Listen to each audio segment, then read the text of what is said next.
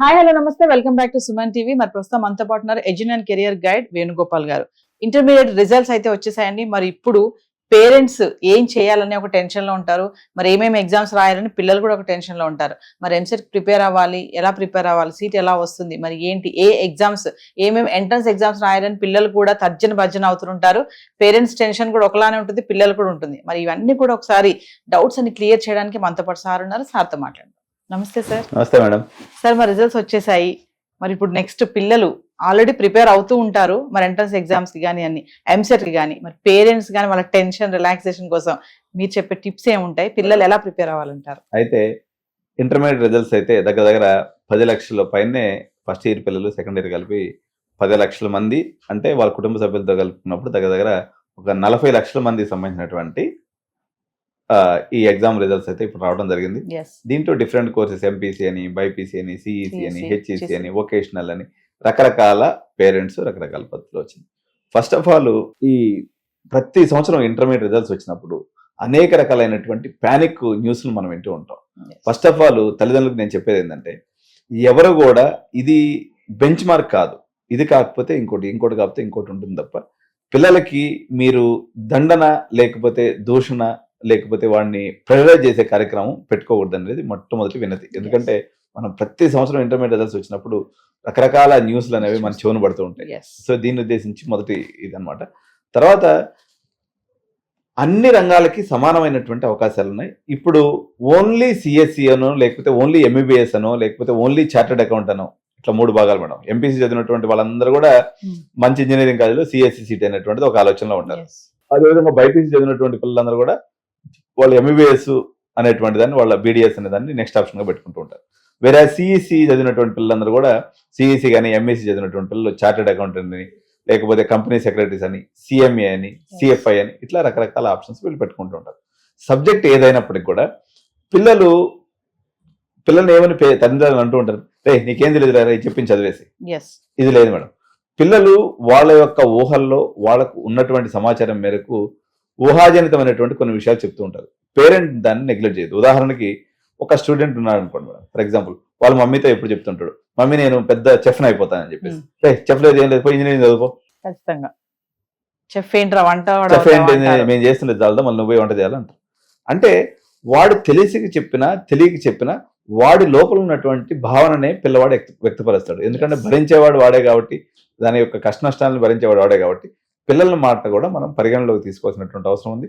వాళ్ళకి నచ్చినటువంటి కోర్సుని జాయిన్ చేయడం అనేది ఒక పద్ధతి. రెండోది వచ్చేసి, మనము ఎంత పరిగెత్తే అవకాశం ఉందో అంత మేరకు మాత్రమే కోర్స్ సెలెక్షన్ చేసుకోవాలి. ఫర్ ఎగ్జాంపుల్ ఇప్పుడు ఇంటర్మీడియట్ రిజల్ట్స్ వచ్చేసినాయి కదా మేడం, ఒక 60% ఉంది, లేకపోతే ఒక 70% ఉంది. మీరు డబ్బులు ఉన్నాయి కదని చెప్పేసి 1,10 లక్షలు పెట్టేసి వాడిని ఎంబీబీఎస్ చేస్తే డెఫినెట్ గా వాడిని అయితే మంచి డాక్టర్ అయ్యే అవకాశం లేదు. అదే 60-70% వచ్చినటువంటి పిల్లల్ని బీఎస్సీ నర్సింగ్ చేర్చింది అనుకోండి మేడం, ఆబ్వియస్ గా వాడు సక్సెస్ రేట్ అనేది చాలా ఎక్కువ ఉంటుంది. అదేవిధంగా ఎంపీసీ పిల్లలు ఎక్కువ మంది విద్యార్థులు ఉన్నారు కాబట్టి వీళ్ళని కానీ తీసుకున్నట్లయితే వీళ్ళకి అనేక రకాలైనటువంటి అవకాశాలు, అనేక రకాలైనటువంటి కొత్త కోర్సులు అందుబాటులోకి వచ్చిన మేడం. ఇందులో పర్టికులర్ గా ఎలక్ట్రిక్ వెహికల్ టెక్నాలజీ కానీ, రోబోటిక్స్ అండ్ ఆటోమేషన్ కానీ, అటానమస్ వెహికల్స్ కానీ, డ్రోన్ ఇంజనీరింగ్ కానీ, అదేవిధంగా రెన్యూవబుల్ ఎనర్జీస్ కానీ, లేకపోతే బీబీఏ ఇన్ డిజిటల్ మార్కెటింగ్ కానీ, బీబీఏ మేనేజ్మెంట్ కోర్సులు. ఇక్కడ ఇంకొక మిస్కన్సెప్షన్ ఏంటంటే మేడం, ఈ ఇంటర్మీడియట్ తల్లిదండ్రులందరూ ఏమనుకుంటారంటే ఏ కోర్స్ చదివిన వాళ్ళు ఆ కోర్సులోనే చేరాలేమో అనుకుంటారు. ఎంపీసీ చదివింది మేడం, ఈ అబ్బాయికి రిజల్ట్స్ వచ్చేసినాయి, మ్యాథమెటిక్స్ లో కొంచెం డల్ పెర్ఫార్మెన్స్ ఉంది అనుకోండి, ఆబ్వియస్ గా ఆ అబ్బాయికి బీబీఏ తీసుకునే ఆప్షన్ ఉంది. ఈ విషయం 99% మంది ప్రజలకు తెలియదు. సో ఇంకొక ఎగ్జాంపుల్ కేసులో స్టూడెంట్ కి 99% వచ్చింది మేడం, వానికి జేఈలో ఒక 10% 20% వచ్చింది, సరైనటువంటి పెర్ఫార్మెన్స్ లేదు. మీరు ఈ యొక్క ప్లస్ ఇదే పేరెంట్ కి పెద్దగా ఆర్థిక స్తోమత కూడా లేదు. ఈ పర్టికులర్ కేసులో ఏం చేయొచ్చు అంటే మేడం, మనకి టాప్ 10 డిగ్రీ కాలేజెస్ లో మీ యొక్క ఇంటర్మీడియట్ పర్సంటేజ్ని బట్టి దోస్త్ అనేటువంటి ఒక కౌన్సిలింగ్ పెడతారు మేడం. ఈ దోస్త్కి జాగ్రత్తగా అప్లై చేసుకున్నట్లయితే మనకి నిజాం కాలేజ్ కానీ, లేకపోతే ఇటువంటి సిటీ కాలేజ్ కానీ, లేకపోతే కోటి కాలేజ్ ఫర్ ఉమెన్స్ కానీ, లేకపోతే సెంటాన్స్ ఉమెన్స్ ఇంజనీరింగ్ కాలేజ్ కానీ, అదేవిధంగా లయోలా అకాడమీ కానీ, ఇటువంటి మంచి డిగ్రీ కాలేజెస్ తెలంగాణ రాష్ట్రంలో కూడా అందుబాటులో ఉన్నాయి. కాబట్టి ఇప్పుడు వాళ్ళు అటువంటి డిగ్రీ కాలేజెస్ తీసుకొని చదువుకోవడం అనేది ఉత్తమ మార్గం తప్ప ఒక లాస్ట్ కేటగిరీలో ఉన్నటువంటి ఇంజనీరింగ్ కాలేజ్కి వెళ్ళడం అనేది ఒక మంచి ఆలోచనటువంటిది కాదనమాట. ఇప్పుడు ఎంసెట్ దాకా వెయిట్ చేస్తే మరి మేనేజ్మెంట్ సీట్స్ దొరుకుతాయి అంటారా? ఇక్కడ 2 రకాలైనటువంటిది చెప్తాను మేడం. ఎప్పుడు నేను ఒక ఎగ్జాంపుల్ ఏం చెప్తానంటే, వీళ్ళు ఈ యొక్క ఫీజు రీఎంబర్స్మెంట్ కోసం పేద విద్యార్థుల కోసం ఆ కౌన్సిలింగ్ సీట్లు అనుకోండి, లేకపోతే ఈ యొక్క ఫీజు రీఎంబర్స్మెంట్ పథకం అనేది ఉద్దేశించబడింది. దీనికోసం వెయిట్ చేయటం కన్నా సపోజ్ మీరు టాప్ 10 కాలేజీలో పొందాలనుకున్నారు. నేను ఒక వీడియో మనంగా చూసినట్లయితే జేఈలో 50% లోపల వచ్చి ఎంసెట్లో టాప్ 20 కాలేజీలో సీటుకు వచ్చే అవకాశం లేదు మేడం. సో మీకు జేఈలో ఒకవేళ 80% ఉంది, 90% ఉంది, నేను ఎంసెట్ రాసుకున్న దాకా వాళ్ళు వెయిట్ చేయొచ్చు. ఎవరైతే 80% అండ్ అబౌవ్ జేఈ మెయిన్స్ లో 2 సెషన్స్ లో కానీ లేకపోతే యావరేజ్ గా ఒక 80% పెర్ఫార్మెన్స్ ఉన్నటువంటి పిల్లలు సహజంగా వాళ్ళకి రెసిప్రోకల్ గా ఒక 34,000 ఎంసెట్ మంచి ర్యాంక్ అంటే ఒక 34,000 అంటే ఎక్కడో ఎక్కడ సిఎస్సి సీట్ వస్తుందని కౌన్సిలింగ్ లో వాళ్ళు వెయిట్ చేయొచ్చు తప్ప 80% దిగువన ఉండి వాళ్ళు టాప్ 10 కాలేజీలో టాప్ 20 కాలేజీలో ఎక్స్పెక్ట్ చేస్తున్నటువంటి పేరెంట్స్ అండ్ మోర్ ఓవర్ వాళ్ళ పిల్లల్ని బయట రాష్ట్రాలకు పంపించడం పెద్దగా ఆసక్తి లేనటువంటి పేరెంట్స్ అందరూ కూడా ఇదైతే రైట్ టైం అనమాట. వాళ్ళు జూన్ దాకా వెయిట్ చేస్తే సహజంగా ఈ ఎంసెట్ రాసిన తర్వాత మార్కెట్లో విపరీతమైనటువంటి రష్ ఉంటుంది. సహజంగా వీళ్ళకి కొంత అమౌంట్ కూడా ఒక 2-3 లక్షలు పెనాల్టీ లాగా పడుతుంది తప్ప దానివల్ల ఎటువంటి ఉపయోగం లేదు. మరి చాలా మంది పేరెంట్స్ కూడా ఇంటర్మీడియట్ అయిపోయాక బీటెక్ అనేది అబ్రాడ్ పంపించాలని కూడా ప్లాన్ చేస్తూ ఉంటారు. వేరే దగ్గర చదివించాలి, ఇక్కడ చదివించకూడదు, అంటే ప్లేస్మెంట్స్ బాగోవు అన్న ఆలోచనతో ఉంటారు. మరి అలాంటి వాళ్ళకి సార్ మేడం యాక్చువల్ గా తెలంగాణ రాష్ట్రం అనేది ధనిక రాష్ట్రం. ఇక్కడ భూముల రేటు పెరగడం వల్ల ప్రతి ఒక్కరికి ఫండ్స్ అందుబాటులో ఉన్నాయి. ఈ పేరెంట్స్కి ఎవరైతే మీరు ఒక 30 lakhs, 40 lakhs, 50 lakhs, 60 lakhs, 70 lakhs, 1 crore వరకు, ఎందుకంటే ఎంబీబీఎస్ లో ₹1 పెట్టే పేరెంట్ ఉన్నప్పుడు ఎంపీసీలో కూడా సేమ్ అదే కెపాసిటీ ఉన్నటువంటి పేరెంట్స్ న్యాచురల్ గా ఉంటారు. కాబట్టి మీకు తెలంగాణ రాష్ట్రంలో పోయేసి ఏదో డీమ్డ్ యూనివర్సిటీలో కొత్త యూనివర్సిటీలో చేరటం కన్నా మీరు రెప్యూటెడ్ ఏదైనా ఇన్స్టిట్యూషన్ ఎంచుకునేటప్పుడు మేడం వాళ్ళ లెగసీ లేదా వాళ్ళ పూర్వ చరిత్ర అనేది ఇంపార్టెంట్. చరిత్ర లేనటువంటి ఇన్స్టిట్యూషన్ పోతే మనం కూడా చరిత్రలో మిగిలిపోతాం తప్ప ముందుకు పోయేటువంటి అవకాశం లేదు. కాబట్టి డబ్బు ఎలాగో పెడుతున్నారు, సో మీరు పక్క రాష్ట్రమైనటువంటి బెంగళూరు తీసుకోండి, లేదా చెన్నై తీసుకోండి, లేదా ఢిల్లీ తీసుకోండి, లేదా బిట్స్ పిలాని దుబాయ్ తీసుకోండి, లేదా మీరు యుఎస్ఏ అనుకోండి, లేకపోతే లండన్ అనుకోండి, ఫ్రాన్స్ అనుకోండి, ఇటలీ అనుకోండి. ఇటలీలో కూడా ఫ్రీ ఎడ్యుకేషన్ మేడం. జనరల్ గా మనం ఒక 5-6 lakhs కానీ పెట్టుకున్నట్లయితే ఇటలీకి వెళ్ళేసి మొత్తం బీటెక్ అనే కోర్స్ మొత్తాన్ని కూడా ఒక 10-15 లక్షల్లో కంప్లీట్ చేసుకుని వచ్చేయచ్చు. ఎవరైతే సెల్ఫ్ మోటివేటెడ్ పిల్లలు ఉంటారో, ధైర్యవంతులైనటువంటి పిల్లలు ఉంటారు, పేరెంట్స్ స్వేచ్ఛా భావనలతో వాళ్ళని పెంచి ఉంటారు, ఇటువంటి పిల్లలందరూ కూడా ప్రపంచాన్ని ఎక్స్ప్లోర్ చేయడానికి ఇది సరైనటువంటి సమయం అని చెప్పొచ్చు. సార్ మరొక విషయం అంటే కొంతమంది పిల్లలు బాగా చదువుతారు, వాళ్ళకి ఆర్థిక స్తోమత ఉండదు. మరి అలాంటి వాళ్ళు నెక్స్ట్ ఏం స్టెప్ తీసుకోవాలంటారు? ఇక్కడ అదృష్టవశాత్తు ఆర్థిక స్తోమత అనేటువంటి విషయంలో భయపడాల్సినటువంటి అవసరం లేదు మేడం. ఎవరైతే జేఈలో 99% లేకపోతే 98% వచ్చినటువంటి విద్యార్థులు ఉన్నారో వీళ్ళు డబ్బుల గురించి భయపడాల్సిన అవసరం లేదు. వాళ్ళకి లోన్స్ ఇచ్చేటువంటి సంస్థలు అనేకం ఉన్నాయి. చదువుకి మనీ అనేది అవరోధం అయితే ఈరోజు కాదు. కాకపోతే పిల్లవాడికి కష్టపడేటువంటి మనస్తత్వం కానీ ఉన్నట్లయితే అనేక రకాలైనటువంటి సంస్థలు, వ్యక్తులు, వ్యవస్థ, సమాజం వాళ్ళకి ప్లస్ బ్యాంక్స్ ఇవన్నీ కూడా వాళ్ళకి సహాయం చేయడానికి ముందుంటే డెఫినెట్ గా అలాంటి సిచ్యువేషన్స్ ఉన్నటువంటి వాళ్ళు మనకి కామెంట్ రూపంలో తెలియజేస్తే వాళ్ళకి అవసరమైనటువంటి ఏం ఏర్పాట్లు ఉంటాయనేది కూడా మనం చెప్పడానికి అవుతుంది. కమింగ్ టు మార్క్స్, పిల్లలు కొంతమంది ఏంటంటే సరిగ్గా చదవరు, ఏదో ఆడుతూ పాడుతూ చదువుతూ కొంచెం తక్కువ అత్యవసర మార్కులు అంటారు కదా, అలాంటివి వచ్చిన వాళ్ళు ఉంటారు. వాళ్ళు అప్పుడు అంటే డల్ అయిపోకుండా అమ్మో మాకు ఈ మార్క్స్ వచ్చా, నేను నెక్స్ట్ ఏం చేయలేనేమో, ఏ ఎగ్జామ్ రాయలేను, నాకు సీట్ రాదు అనుకునే వాళ్ళకి ఏమన్నా ఛాన్సెస్ ఉన్నాయా సార్ వేరే? అంటే ఇప్పుడు పిండి కొద్ది రొట్టె అన్నట్టు ఏ డిపార్ట్మెంట్కి ఆ డిపార్ట్మెంట్. సపోజ్ ఇంటర్లో మ్యాథమెటిక్స్ లో, ఫిజిక్స్, కెమిస్ట్రీలో మంచి మార్కులు వచ్చినాయి, లేకపోతే వాళ్ళకి సంబంధించినటువంటి కోర్ సబ్జెక్ట్లో మంచి మార్కులు వచ్చినాయి.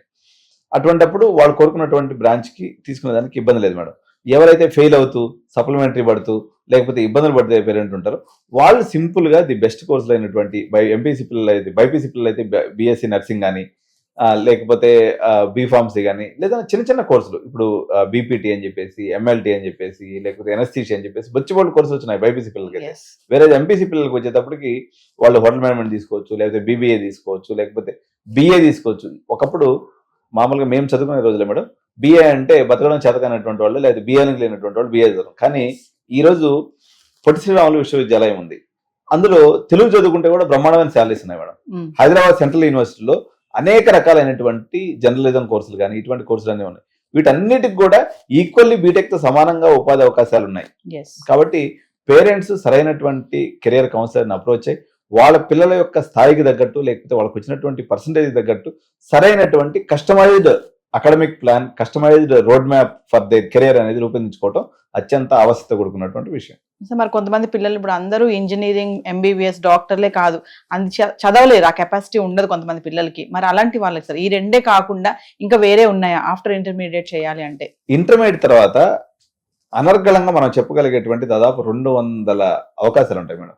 మనకి సమాజంలో కనిపించేటువంటి ప్రతి నీడు, ప్లంబర్ దగ్గర నుంచి, ఫిట్టర్ దగ్గర నుంచి, ఎలక్ట్రీషియన్ దగ్గర నుంచి, డ్రోన్ పైలట్ దగ్గర నుంచి, లేకపోతే ఏవియేషన్ తో కూడుకున్నటువంటి పైలట్, డబ్బు ఉన్నటువంటి వాళ్ళు అందరూ పైలట్ అవుతారు. బాగా తక్కువ డబ్బులు ఉన్నటువంటి వాళ్ళు డ్రోన్ పైలట్ అవుతారు, లేకపోతే మెకానిక్ అవ్వచ్చు, లేకపోతే వీడియో ఎడిటర్ అవ్వచ్చు, లేకపోతే యూట్యూబర్ అవ్వచ్చు. ప్రతిదీ కూడా బతకడానికి ఏది కాదు అనర్హం అన్నట్టుగా ప్రతి దాంట్లో సంపాదన ఉంది. ఓన్లీ కావాల్సింది పిల్లవాడి యొక్క passion and dedication and commitment గా ఉన్నట్లయితే ప్రతి ఫీల్డ్ లో కూడా సమానమైనటువంటి అవకాశాలు ఉంటాయి. ఇంతెందుకు మేడం, మనందరం కూడా చాలా గొప్పగా ఎక్కువ డబ్బులు సంపాదించినటువంటి వాళ్ళు ఎవరు మనం చూసినటువంటి రంగంలో హైదరాబాద్ లో గమనించినప్పుడు ఎవరైతే రియల్ ఎస్టేట్ రన్ చేశారో, ఇప్పుడు ఉదాహరణకు అపర్ణ కన్స్ట్రక్షన్ మేడం. సో ఆయన సాధారణంగా మా ప్రాంతానికి సంబంధించినటువంటి వ్యక్తి. నార్మల్గా ఇక్కడ ఐరన్ బిజినెస్ చేసుకున్నాడు, కమ్మలు గిమ్మలు తీసుకొచ్చి మా దగ్గర నుంచి ఇసుక తీసుకొచ్చి బిజినెస్ చేసుకున్నాడు. ఈరోజు అపర్ణ కన్స్ట్రక్షన్ అనేది భారతదేశంలోనే టాప్ 10 కన్స్ట్రక్షన్స్ లో ఒకటిగా ఎదిగింది. సో మహోం రామేశ్వరరావు గారు, ఈయన ఒక హోమియోపతి డాక్టర్ నుంచి రియల్ ఎస్టేట్కి ఎదిగారు. అంటే దీంట్లో టాలెంట్ తో సంబంధం లేకుండా కోటాను కోట్లు సంపాదించినటువంటి వాళ్ళు కూడా రియల్ ఎస్టేట్ రంగం కూడా ఉంది. కాబట్టి అటువంటి రంగాన్ని కూడా నిజంగా ఫస్ట్ నుంచి కానీ ఉపాధిగా తీసుకున్నట్లయితే వాళ్ళు ఒక వయసు వచ్చేసరికి అందరూ కూడా సంపాదించుకునే దానికి అవకాశం ఉంటుంది. అంటే చదువుతో సంబంధం లేకుండా కూడా, చదువులో వెనకబడిపోయినప్పటికి కూడా వీళ్ళు ఏదో ఒక రంగంలో నిష్ణాతులుగా రాణించేటువంటి అవకాశం ఉంటుంది. అది తప్పనిసరిగా ఆ కెరీర్ కౌన్సిలర్కి లేకపోతే కెరీర్ గైడ్కు అర్థమయ్యేటువంటి అవకాశం ఉంటుంది. ఇన్ కేసు మీరు సొంతంగా అర్థం చేసుకున్నట్టు, అదర్వైజ్ సరైనటువంటి సలహాదారుని లేకపోతే మెంటర్ని కానీ వాళ్ళు పెట్టుకున్నట్లయితే డెఫినెట్ గా ఆ రకంగా వాళ్ళు ముందుకు పోయేదానికి అవకాశం ఉంటుంది. సో కమింగ్ టు మా పేరెంట్స్ కి ఒక విషయం, అంటే ఈ రోజు రిజల్ట్స్ వచ్చేసాయి కాబట్టి పిల్లలందరికీ బాగా రావాలి మార్క్స్ అనే ఏమి ఉండదు, కొంతమంది తక్కువ మార్కులు వస్తాయి. సో అలా వచ్చిన వాళ్ళకి పిల్లల మీద ప్రెషర్ పెట్టకుండా పేరెంట్స్ మీరు ఏమని చెప్తారా? అంటే వాళ్ళు వేరే కోర్సెస్ కూడా వెళ్ళే ఛాన్సెస్ ఉన్నాయి. కొంతమంది తెలియదు పేరెంట్స్ కి, నీకు మార్కులు తక్కువ వచ్చాయా, ఇంకా అయిపోయింది, నువ్వు ఇంకా వేస్ట్, ఇంకా నువ్వేం చేయలేవు అని అంటారు. పిల్లలకు ఉన్నటువంటి ఆలోచన శక్తిని కూడా వాళ్ళు తగ్గించేస్తారు పేరెంట్స్ అనేవాళ్ళు. అలాంటి వాళ్ళకి ఏమని చెప్తారు? తల్లిదండ్రులందరికీ నేను చెప్పేది ఒకటి మేడం, ఇది కొంచెం కాంట్రవర్సీ అయినా చెప్పక తప్పదు. ఎందుకంటే ఇప్పుడు సపోజ్ ఈ తల్లిలో తండ్రో పిల్లవాడిని పోయేసి బెత్తం తీసుకొని 4 బాధేసి నీకు మార్కులు తక్కువ వచ్చినాయని చెప్పేసి పిల్లవాడిని కొడతారు లేకపోతే తిడతారు. ఈ తల్లిదండ్రులందరికీ నా సూటి ప్రశ్న ఏంటంటే, ఆ పిల్లవాడు ప్రశ్నించలేడు కాబట్టి ఆ ప్రేమ వల్ల లేకపోతే భయం వల్ల మీరు వాడిని కొట్టారు, తిట్టారు. అదే పిల్లవాడు నువ్వు ఖచ్చితంగా నాన్న ఒక నెల రోజుల లోపల నువ్వు ప్రైమ్ మినిస్టర్ అయిపోవాలి, లేకపోతే సిబిఎన్ అయిపోవాలి, లేకపోతే రేవంత్ అన్న అయిపోవాలని చెప్పేసి అదే పిల్లవాడు నేను ప్రశ్నిస్తే నువ్వు ఒక 5 ఏళ్ళలో ఆయన చీఫ్ మినిస్టర్ అవ్వగలరా, లేదా ప్రైమ్ మినిస్టర్ అవ్వగలరా? సో ఎవరెవరికి తాహత బట్టి లేకపోతే వాళ్ళకు ఉన్నటువంటి సామర్థ్యాన్ని బట్టి వాళ్ళు అవుతారు తప్ప పిల్లల్ని వాళ్ళ శక్తి మేరకు వాళ్ళు రాణించాలనే ప్రయత్నం చేస్తారు. సో అంతే తప్ప మీరు ప్రెషర్ పెట్టిన వల్ల, మీరు కొట్టడం వల్ల దానివల్ల అడమెంట్నెస్ పెరిగి పిల్లలు మరింతగా పాడైపోయే అవకాశం ఉంది తప్ప ప్రేమపూర్వకంగా వాళ్ళకి సబ్జెక్ట్ అర్థమయ్యే విధంగా వాళ్ళ యొక్క లైఫ్ వాల్యూస్ పెంచే విధంగా వాళ్ళు గైడెన్స్ ఉండాలి తప్ప కొట్టడమో తిట్టడమో ప్రేర్ చేయడం అనేది సమస్యకు పరిష్కారం కాదు. సో ఆ పిల్లవాడు నిజంగా మాట్లాడగలిగితే, ఎదిరించి మాట్లాడి ఈ రకమైనటువంటి క్వశ్చన్ మిమ్మల్ని వేస్తే మీకు ఎలా డిస్కంఫర్ట్ అనిపిస్తుందో, మీకు ఎలా బాధ కలుగుతుందో సేమ్ బాధ ఆ పిల్లలు కూడా అనుభవిస్తారు. కాబట్టి దయచేసి పేరెంట్స్ ఎవరు ఇటువంటి ప్రయత్నాలు చేయొద్దు. సో ఫైనల్ గా ఇంకా ఎండింగ్ లో, అంటే కొంతమంది పిల్లలు ఫెయిల్ అయిపోయి ఉంటారు, మరి వాళ్ళ పరిస్థితి మేడం? వాళ్ళకి యాక్చువల్ గా భారత ప్రభుత్వం ఉన్నత స్థాయి వాడికి ఎన్ని అవకాశాలు ఇచ్చిందో ఏమీ చదువుకోలేనటువంటి వాడు కూడా అవకాశం ఇచ్చినాడు. ఉదాహరణకి ఏపీఓఎస్ ఆంధ్రప్రదేశ్ ఓపెన్ స్కూల్, అదేవిధంగా టిఎస్ఓఎస్ తెలంగాణ స్టేట్ ఓపెన్ స్కూల్, అదేవిధంగా NIOS national institute of open schooling, ఈ 3 వచ్చేసి అత్యంత సులువుగా ఇంటర్మీడియట్ పట్టా తెచ్చుకునే దానికి మార్గం. సో అంటే ఏం పెద్ద ప్రెషర్ ఉండదు మేడం, సింపుల్ గా అట్లా ఎగ్జామ్ రాసేస్తే ఇంటర్మీడియట్ వచ్చేసింది. అంటే భారత ప్రభుత్వం ఏం చెప్తుందంటే, రెగ్యులర్ మోడ్ లో చదివేటువంటి పిల్లలు మీరు చదువుకొని మీ దారిని మీరు వెళ్ళండి. యాజ్ ఏ గవర్నమెంట్ గా ఏ పిల్లవాడు ఫెయిల్ అయిపోయి చదువును డిస్కంటిన్యూ చేయకూడదనే ఉద్దేశంతో ఇటువంటి సులభతరమైనటువంటి ఇంటర్మీడియట్ కంప్లీట్ చేసుకున్నటువంటి మార్గాలను కూడా ఇచ్చింది. కాబట్టి వీటి గురించి తెలుసుకోండి, వాటికి అప్లై చేసుకోండి. తద్వారా సింపుల్ గా 1-2 ఎగ్జామ్స్ పోయినట్లయితే వాళ్ళు కట్టుకొని రాసుకున్నట్లయితే ఈజీగా పాస్ అయిపోతారు. మీరు ఆ పిల్లవాడి శక్తి మేరకు చిన్న చిన్న కోర్సులు అయినటువంటి ఈవెంట్ మేనేజ్మెంట్, డిజిటల్ మార్కెటింగ్, లేకపోతే ఇంకో డ్రోన్ టెక్నాలజీ, ఎన్నో అవకాశాలు ఉన్నాయి. ఇప్పుడు స్కిల్ యూనివర్సిటీ అని పెట్టారు రేవంత్ అన్న. ఏదో ఒక పాసిబిలిటీస్ ని మీరు అందిపించుకొని వాడు ఎదిగిపోతాడే తప్ప మీరు ఆందోళన పడి లేకపోతే ఈ మార్కులే సర్వస్వం అని అనుకోవాల్సినటువంటి అవసరం అయితే లేదు. ఫైనల్ గా మరి రిజల్ట్స్ వచ్చేసాయి, పేరెంట్స్ కి పిల్లలకి ఏమని చెప్తారా సార్? సో మంచి మార్కులు పొంది, లేకపోతే ఇప్పుడు ఇంకొక డిఫరెంట్ కౌన్సిలింగ్స్ ఉంటాయి మేడం. మీరందరూ కూడా ఇప్పుడు పిల్లల బాధ్యత వచ్చేసి ఇంకొక 2-3 ఎగ్జామ్స్, ఇప్పుడు మనకి నీటు అయితే నీట్ కానీ, లేకపోతే ఎంపీసీ పిల్లలు అయితే విట్టు, ఎస్ఆర్ఎం, అమృత, ఎంసెట్ ఇలాంటి కొన్ని ఎగ్జామ్స్ రాస్తున్నారు. ఎగ్జామ్స్ రాసే కార్యక్రమం అనేది మోస్ట్లీ మే 10వ తారీఖు కంప్లీట్ అయిపోతుంది మేడం. ఒక్క బిట్స్ పిల్ అని ఒకటే మిగిలి ఉంటుంది. సో ఎగ్జామ్స్ రాయటం అనే ప్రక్రియ ఆల్మోస్ట్ పిల్లల వైపు నుంచి కంప్లీట్ అయిపోయింది. బాధ్యత మొత్తం పేరెంట్స్ యొక్క భుజస్కంధాల మీదకి వచ్చేసింది. ఇప్పుడు మీరు మీకు వచ్చినటువంటి మార్కులను బట్టి, ర్యాంకులను బట్టి, లేకపోతే మీ పిల్లవాడి యొక్క పెర్ఫార్మెన్స్ డ్యూరింగ్ దిస్ 12 years టయాన్ని బట్టి సరైనటువంటి ఇన్స్టిట్యూషన్స్ని, సరైనటువంటి కోర్స్ని ఎంచుకొని వాళ్ళు ముందుకెళ్లే రకంగా మీరు కూడా హోంవర్క్ చేయాల్సినటువంటి సమయం ఆసన్నమైంది. కాబట్టి పేరెంట్స్ ఆ రకమైనటువంటి ప్రయత్నాన్ని చేసి పిల్లలకి సరైనటువంటి దిశానిర్దేశం చేస్తే తల్లిదండ్రులుగా సగం బాధ్యత మీరు పూర్తయినట్టే. మీరు రాంగ్ కోర్సుని సెలెక్ట్ చేసి మీ ఎమోషన్ కొద్ది పిల్లల్ని కానీ ఫోర్స్ చేసి కనేసినట్లయితే వాళ్ళు నిరంతరం ఉద్యోగం పొందలేక మీ యొక్క టార్గెట్ని రీచ్ అవ్వలేక బాధపడతారు. కాబట్టి సో మీరు సరైనటువంటి హోంవర్క్ని సరైన రకంగా చేసి పిల్లలకి అదేవిధంగా దేశ భవిష్యత్తుని నిర్మించడంలో మీకైతే ఇప్పుడు హోంవర్క్ చేసే టైం అయితే వచ్చేసిందని చెప్పొచ్చు. Thank you sir. Thank you madam.